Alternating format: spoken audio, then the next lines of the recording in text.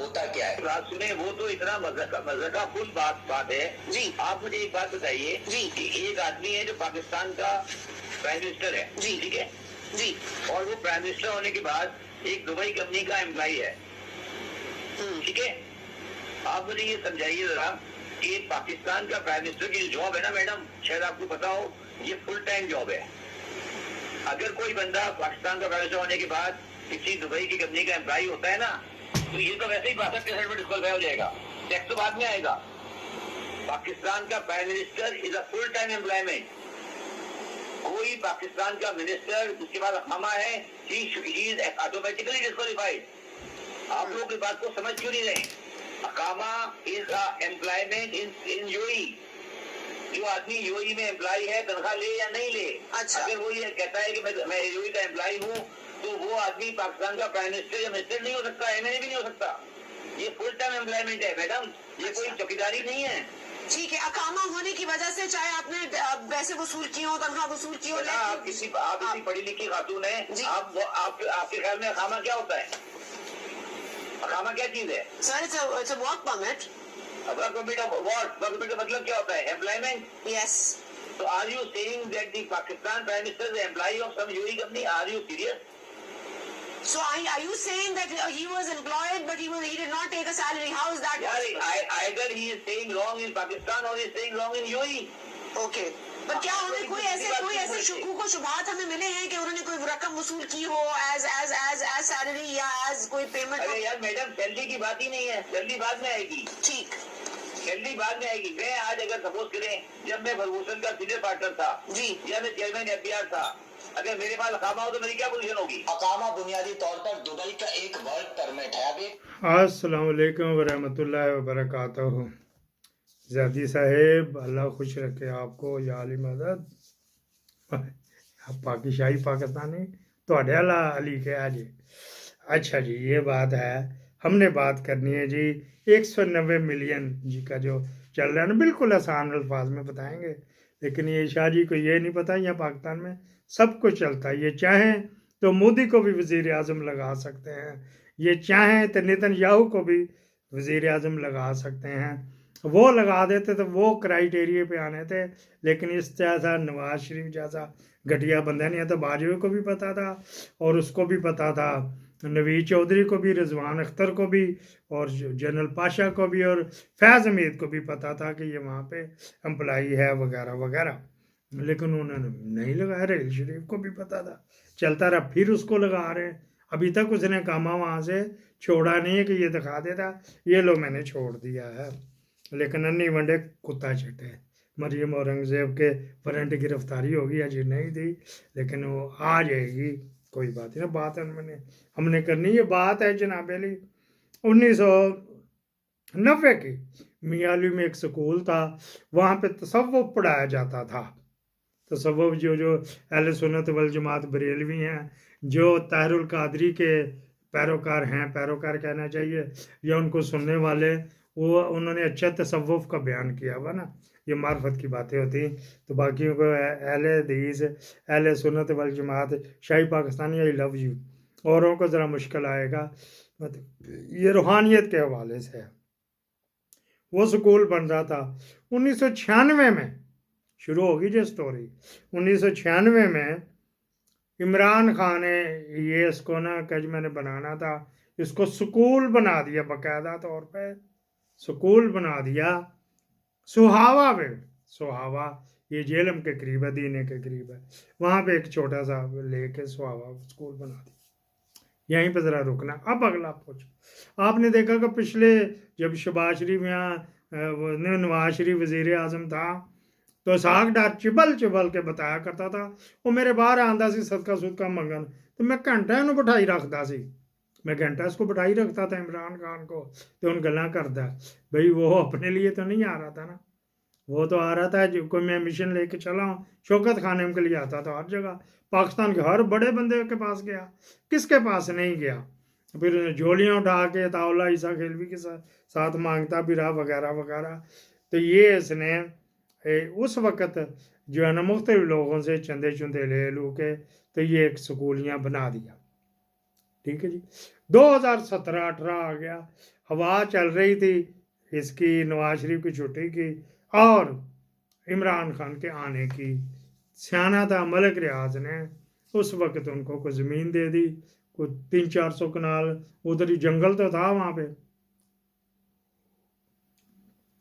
डेटें आपने याद रखनी। इसके ऊपर खान साहब ने मांग मूंग के इकट्ठे करके जुल्फी बुखारी को लाती। ये जो जिसकी किताब निचनिया की आई है, निचान नाचती तो नहीं, लेकिन मैंने गुस्से में कहा जो फाहशा है उसको, फाहशा बिल्कुल सही कहा, साइकिल कहा उसको, और हवारा जो कहा, ये भी इसके खान के साथ लगते थे।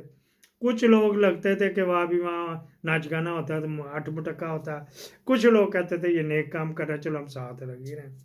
वहाँ पे चंदे चंदे इसके इकट्ठे करते रहे, इसने कोई बाउंड्री कर ली, कोई छोटी सी कर ली, वगैरह वगैरह, यहाँ तक आ गई जी सिलसिला। ये हो गई अब्दुल कादर यूनिवर्सिटी, हज़रत अब्दुल कादर अलैहिर्रहमा के तसव्वुफ़ वाले वहाँ पे सब्जेक्ट पढ़ाते थे। अभी पिछले दिनों बुशरा बीबी पूछे आप भी वहाँ पढ़ाती थी? जवेद चौधरी से तो ज़्यादा इल्म जानती है, वो तो जगह जगह उसको स्कूलों में चपेड़ मारी जाए मुंह के ऊपर, उस कॉलेज या यूनिवर्सिटी के डीन प्रोफेसर या स्कूल हेडमास्टर टीचर को जो जवेद चौधरी को वहाँ पे बुलाता है। अफरीन ने भी कल को फिर बुला लेना, नवाज शरीफ को भी, तलाल चौधरी को भी बुला लेना। यहाँ पे बात ख़त्म हो गई। ये अब्दुल कादिर यूनिवर्सिटी को यहाँ रखना।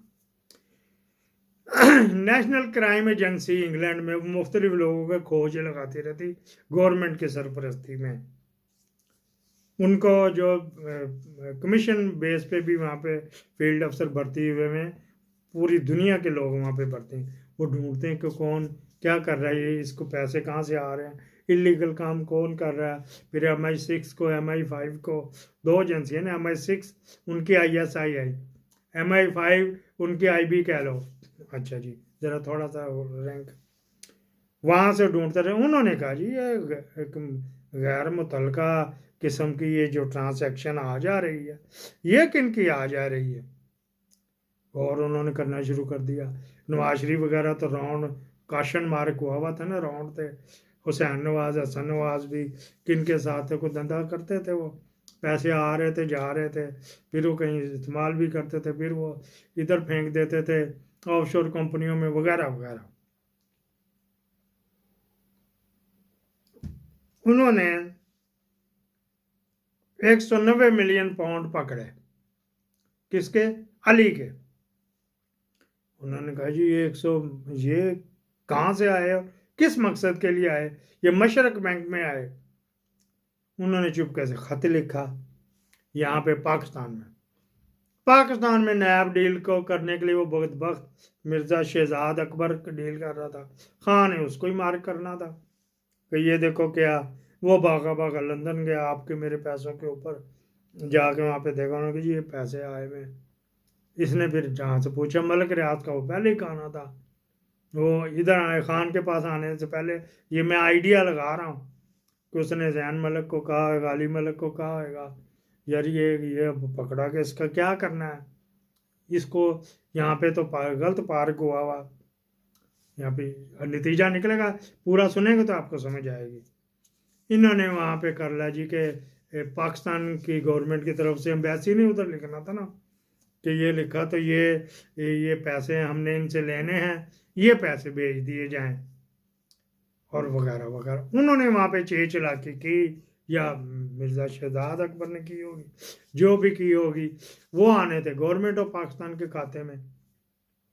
वहाँ पे जैन अली या अली मलिक ने नहीं भेजे, वहाँ पे मुबशरा जैन मलिक ने, जो मलिक रियाज की बहू थी, उसने कहा जी मैं अपने उसके भेजते थे, ये जो पकड़े हमारे भाई बहन भाई का हमारे लेन देन सालेपन भैया का, देवर भाभी का, तो ये लो ये पकड़ो, मैं पैसे ये दे दिए। जैन जो अली मलिक है या मलिक रियाज है या बैरिया टोन है, उनके वो वहीं पैसे रहे, क्योंकि इसमें कुछ डिस्प्यूट था। ये उन्होंने कहा जी ये हम पाकिस्तान भेज देते हैं। यहाँ से उन्होंने अभी आपने देखा मशरक बैंक ने लिख के दिया कि मुबशरा मलिक ने ये अपने अकाउंट से दिए थे, मलिक रियाज ने यहाँ पे गलती हुई है शहजाद अकबर से, वो चाहता खजाने में जाता, उन्होंने स्टेट बैंक में कर दी है। और मलिक ने कहा कि मैंने जो 465-60 अरब की जो किस्त देनी थी उसको रुला मिला के तो ये दे दो, वो भी नहीं उसने दी। काजी ने अब सही पाना टोका हुआ है।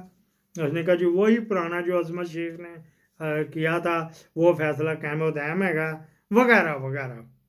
यहाँ पे ये चला रहे, ये उस खाते में चलेगा भी, डिस्प्यूट ख़त्म हो गया कि 30 अरब फेडरल गवर्नमेंट रख ले, वो जो है किस्तें बनाई हुई थी उसमें, और 35 अरब चला जाए उधर।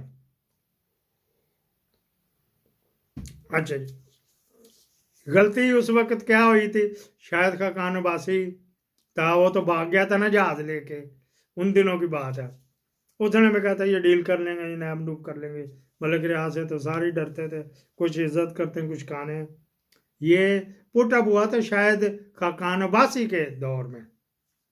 अच्छा जी, फिर ये जो खान के उन्होंने कहा यार ये क्या है, बस यार संभाल लो इसको, बस अपने हाथों से, ये अपनी तरफ से मैं कह रहा हूँ, अपनी स्किन सेफ रखना, इसको कर दो।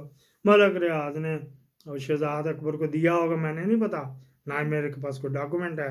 सुनने में आया कि उसने ले के कोई 190 मिलियन में से 200 मिलियन पाउंड राणे सनावला ने, हाँ था ना, रात का राही था तो कहता 200 मिलियन पाउंड दी, उन्हें दिहाड़ी ला ली शहजाद अकबर ने। उन्हें पढ़ के ले आवेंगे रेड वारंट तो वगैरह वगैरह, राणा तो आएगा तो फिर ही पकड़ के लाएगा ना। अच्छा जी, आ गई ये सिलसिला हो गया। खान की गलती इसमें क्या है, नैब ने क्योंकि खान को पटा डालना था कि घसीटना था, उन्होंने कहा जी ये तूने जो ये हैंकी पैंकी की है मलिक रियाज के कहने पे की, वो कादर यूनिवर्सिटी की ज़मीन ली। वो कादर यूनिवर्सिटी की ज़मीन तो 3 साल पहले ली है, इस 190 मिलियन पाउंड आने से पहले की ली है। आपको पता पटवारी किस तरह तंग करते हैं, उधर जा ECP में जा तो फलाना जा तो फलाना ला, और ये NOC लेते लेते देर हो गई, लेकिन डेट नहीं को देख रहा। इसी वजह तो खान करे इसमें तो मैं निकल जाना। वहाँ पे नैब में जब जा रहा है ना, जज बशीर को समझ आ गया, लेकिन मजबूर है, एक्सटेंशन ली हुई है नवाज शरीफ के कहने पे, शहबाज शरीफ ने दी हुई है उसको, वो तो रिटायर हो गया पिछले साल का, फिर दूसरी दफ़ा एक्सटेंशन ली। यहाँ पे होना तो ये चाहिए था, अगर कानूनी तौर पे होता कि इसके मलिक रियाज की इंक्वायरी होती कि भाई ये पैसे गए किस तरह थे, कौन डॉलर कर लेके गई थी, साके डॉलर को दिए थे या किस जराए से लेके गए थे, इंक्वायरी लगाते। मुबशरा को भी पकड़ते, जैन मलिक को भी पकड़ते, अली मलिक को भी पकड़ते, उनके शलवार में मुबशरा के चूहा छोड़ते तो बताती हाँ जी मेरे बैंक में इतने पैसे अभी मज़ीद हैं। जब भी ये भर के जाता है तो यहाँ से मलिक तो पहिया लगाते तो पेटी भर के उसमें रख देते, टेची भर के रख देते हैं, 10-12 टेची भर के रख देते हैं। दुबई ले जाते, दुबई से TT लिखवा के तो इंग्लैंड ले जाते। खान ने उनके खिलाफ एक्शन क्यों नहीं लिया, आखिर खान ने जमीन ली हुई तो एक्शन क्या लेता, ये कोई नहीं कह रहा। होना तो ये चाहिए था, कहीं जोर किस तरह शायद खाकान अब्बासी पहले लगाता, फिर इंटरिम वज़ीर आज़म आया, वो उसके दौर में जो वज़ीर ख़ज़ाना था वो लगाता, नैब का चेयरमैन जावेद वो लगाता, कुछ ना कुछ तक कुछ करते, लेकिन के सारे मलिक रियाज के काने थे, वो सारे चुप करके दर बैठ गए। ज़रा सा भी पाकिस्तान के साथ हैंकी पैंकी करो ये छोड़ेगा नहीं। खान ने 190 मिलियन में, मैं चैलेंज करता हूँ, 1 पैसा भी रिश्वत नहीं ली, 1 पैसे का भी फ़ायदा नहीं लिया। वो जो लिया था वो 190 से पहले से कहा था, 190 मिलियन पाउंड के आश्कार होने से पहले का था। उससे पहले तो उसने 20 लोगों से, साका डॉलर खुद कहता है, नवाज शरीफ खुद कहता है, वो ये ख्वाजा बकरी खुद कहता है, ये हमारे पास आता था जोली बुला के वगैरह वगैरह, वो तो सारे पाकिस्तान से उसने मांगे हुए, हर एक ने दिए, मैंने भी दिए हुए वगैरह, और जितने जितने जिससे हो सके उसने दिए वे।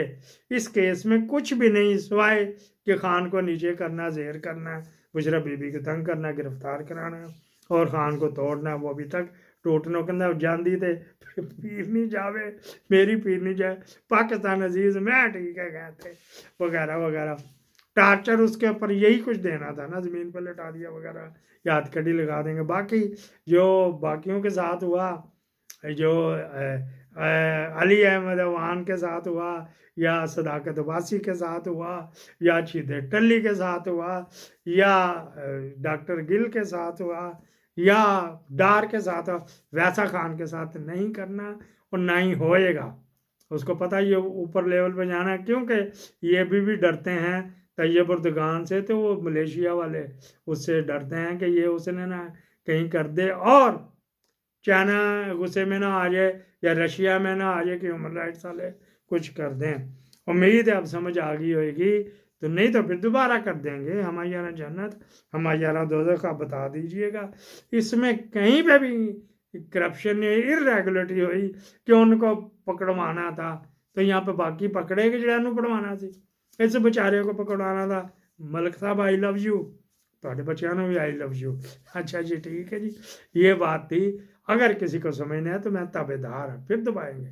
और मेरे से इससे ज़्यादा मेरा चैलेंज है, इससे ज़्यादा आसान लफ्ज़ों में किसी ने आपको 190 समझाया हो तो मुझे बता दीजिएगा, मैं मुंतज़र हूँ। ये वाला चैलेंज है जी मेरा, तमाम जो मेरे व्यूवर्स को चैलेंज है। कोई इससे ज़्यादा यार तू तो कुछ नहीं बक बक करता रहा, इधर उधर दी मारता रहा, वो फलां ने अच्छा बताया था, फलां ने अच्छा बताया था, फलां ने अच्छा बताया था। पाकिस्तान जिंदाबाद, जिंदे वास्ते रहो।